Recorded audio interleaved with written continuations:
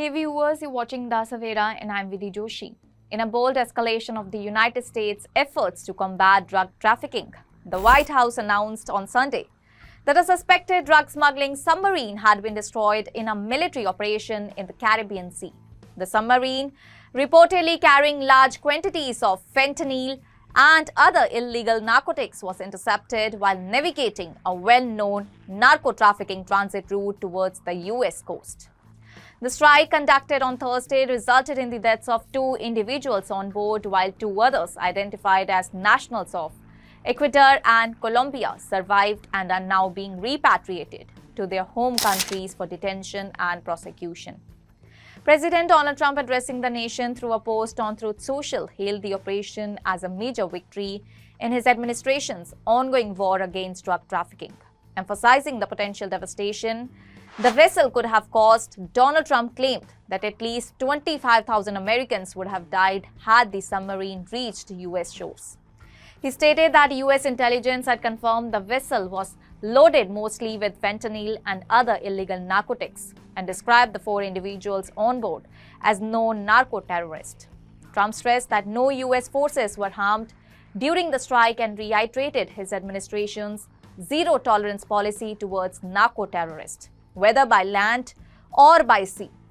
It was my great honor to destroy a very large drug-carrying submarine, he said, calling the action necessary to protect American lives. The White House also released an unclassified video of the operation, showcasing the moment the submarine was neutralized.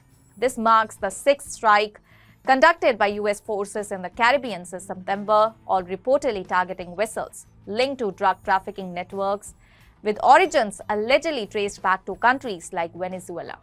The cumulative death toll from these operations has now reached at least 29 people, according to the figures released by the Trump administration. The Colombian government confirmed the repatriation of one of the citizens who survived the strike.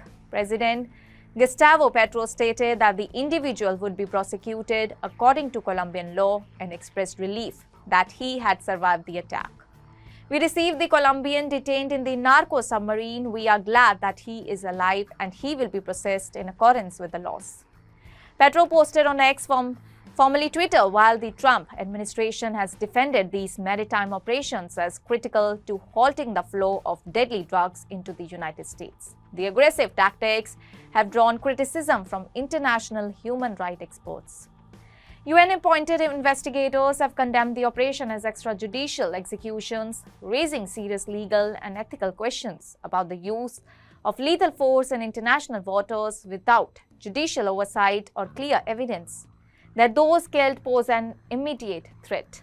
Despite the controversy, President Donald Trump remains resolute in his stance. Under my watch, the United States of America will not tolerate narco-terrorist trafficking illegal drugs, he declared. The administration has not disclosed the submarine's exact point of departure, though semi-submersibles of this type are often constructed in clandestine shipyards in South American jungles, particularly in Colombia, and are commonly used to ferry cocaine and other drugs through Central America or Mexico, usually via the Pacific. This most recent strike is part of an unprecedented U.S. military campaign aimed at dismantling drug smuggling routes in the Caribbean. And with Donald Trump's statements emphasizing national security and the magnitude of the drug threat, it's clear that the administration intends to continue such operations. However, with growing scrutiny from international observers and questions around legal justifications, the long-term implications of these strikes remain uncertain. That's all for now. Stay tuned to the Savera for more updates. Do like, comment, and subscribe to the channel.